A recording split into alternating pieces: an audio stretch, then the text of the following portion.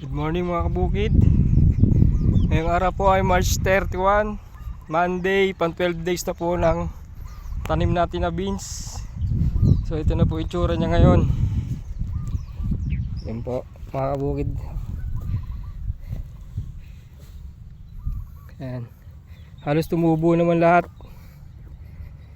May manglan-ngilan lang na hindi tumubo. Ayan.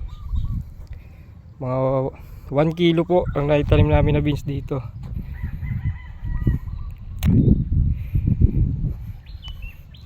Tsura niya guys, mga kabukid.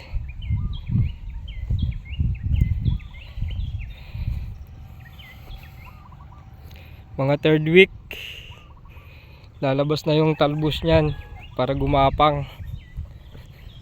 Ayan o. Nagtapos ang dahon na to. Pangalawang dahon. Susunod yan, talbos na yan. Nire-ready ko na yung mga stick. Ay mga stick gagamitin natin.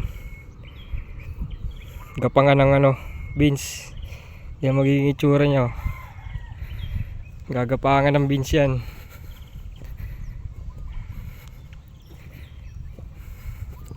Yan, ganyan. Pag gumapang na dyan, sigurado na yan. Yan magiging itsura nya. Yan guys, mga kabukid. Update ko ulit kayo pag gumapang na sa ating stick pan third week.